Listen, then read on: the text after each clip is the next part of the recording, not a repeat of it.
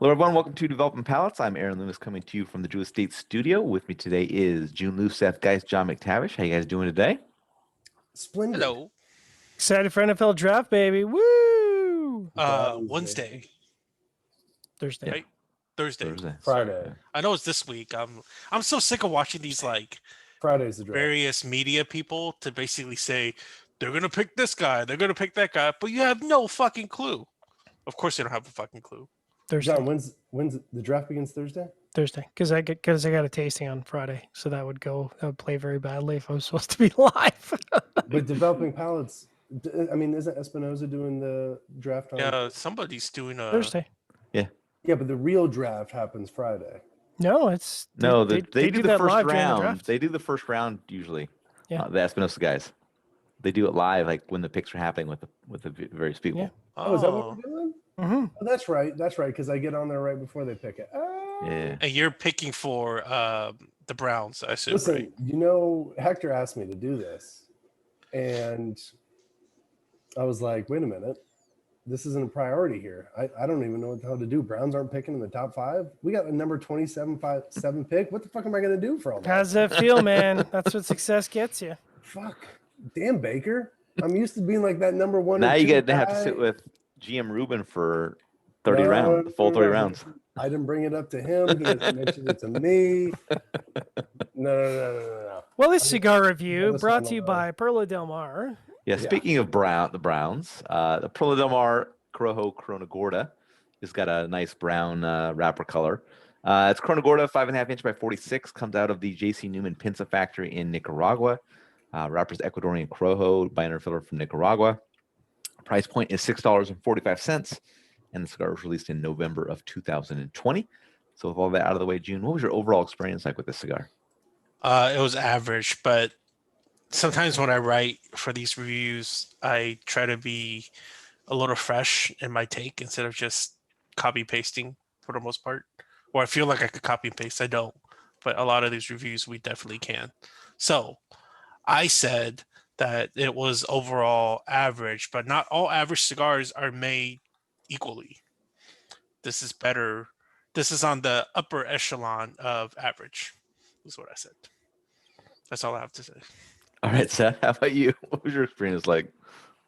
I didn't even know that June even shared one. Listen, this was a really good, well-priced cigar.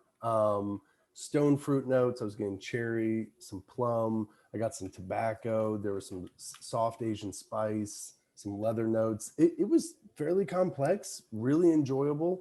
I'm trying to remember medium strength and body level from beginning to end. It's awesome. All right, John, what was your experience like? You know, it's funny going into this. I was like, I'm gonna get roasted because I thought this was a slightly above average cigar, but I thought it was a cigar that was better than the sum of its parts. And as June really kind of captured what I wanted to say, which is not all average cigars are created equally, and this is both a combination of pleasant flavor profiles and a price point that I think makes it a cigar that I would probably have in my rotation to keep around if I was introducing new cigar smokers or intermediate cigar smokers. This would be a good option for them because I think the flavors are pleasant. The profile isn't particularly aggressive or overwhelming. Smoking time is good, and the price point's ridiculous, and construction was great. I haven't even looked at my notes yet. I'm just doing this all off the top of my head. I actually rated the first third as good because I thought there was some interesting complexity going on, baking spices and enough combination that kind of engaged me. The second and last third were pleasant, but just not to the same level as the first third. I mean, this I don't know what else to say. It's just it's a well constructed cigar that is better than the sum of its parts. Aaron? Yeah, I thought the cigar had a pretty consistent flavor profile throughout. It was focused around musty and toasted wood with some baking spice, and then some earth joined in, and the baking spice kind of faded away. I think the cigar is a pretty serviceable cigar, especially for that sub $7 price point. Probably not something I'm going to go to all that often, but if you want a kind of a cigar to, while you're doing other stuff, can't completely focus on it. I think this would fit the bill. It's not going to break the bank. Checks all the construction boxes and things like that, and gives you some Good flavors while it's at it, so it's not bad. Getting the score, start at the top with Seth at 6 even. John gave it a 5.95. I gave it a 5.50, and Jiunn gave it a 5.35. So Seth, have that 6 even matchup with your experience. 100%. I think this was a fantastic, affordable cigar. And I think it was that Ecuadorian Corojo wrapper. I think this is the same wrapper they put on the pink, the rare pink. I bet you it is. But it's just probably not just the higher quality. But listen, great cigar. It also comes in some other good offerings. I totally picked these up. All right, John, 5.95. Yeah, Seth did a great statement there by saying it's a pretty solid performing low price cigar. And oftentimes we'll say cigars that land in the sort of low sixes or high fives or slightly above average, but I do really think that the cigar for its class is a pretty remarkably performing cigar.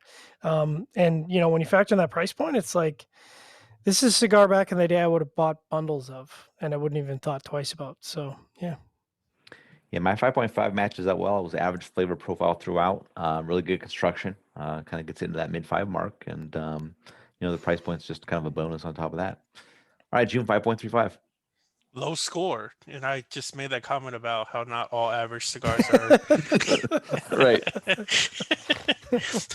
But that's terrible on the Jiunn scale. But hey, I think I would actually smoke more of these. I don't think it was that bad. Like going into it, it's like, oh, okay.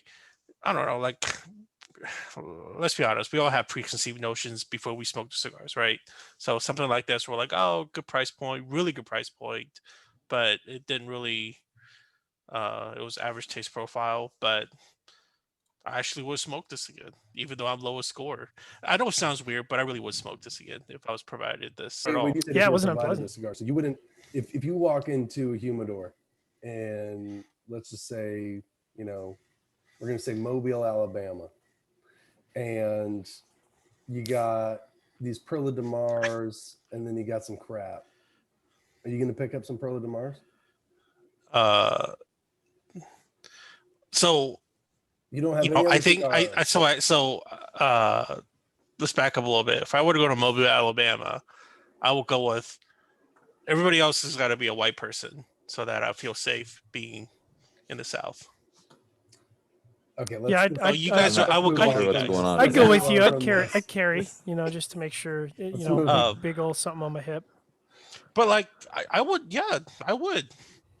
What's wrong with this? This is a decently pleasant cigar for like what, $6, but $6, yeah. It doesn't look like a $6 cigar either. You know what I mean? Not at all. But also, like, you keep thinking about like these $6, $5.50-ish cigars. You always have to go back to, like, of course, Dion's Rothschilds. Like, come on, man. He's ruined it for all the other manufacturers. It really has. But I would say that if you looked at Illusion Rothschilds and you looked at Perla de Mar, and let's say you're at vacation, you're on vacation at the beach with family members and some family friends, a lot of new smokers, which one would you give them? Perla de Mar, probably PDM. Perla de Mar, which would be a great cigar to give them to. PDM, yeah, it's good. I agree. It's good format. Yeah. And this is where our cost per point shows its value, because you can see that other cigars that we smoke and score around these same levels, the value is just so much higher with this because of the price point.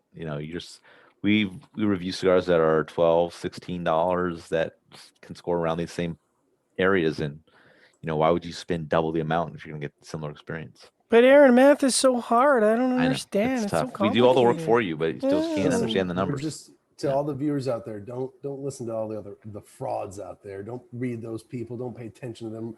Well, listen to us. We're telling you. Just fucking do it. Yeah. Exactly. I don't know why people find it so complicated. We tell the truth. This is the truth. We are 100% transparent in regards to how we feel about these cigars. We are, and I say that with great conviction. That's right. I'm just sick of all these other people, man. Yeah. All right. If you're just catching this video on YouTube, be sure to subscribe to us. Also check out the full written review on the website, developmentpalates.com. Follow us on the social media channels, and you can catch all of our review recaps on podcasts, so iTunes, Google Play, and Podbean. Thank you for tuning in. We'll catch you on the next one. Corojo.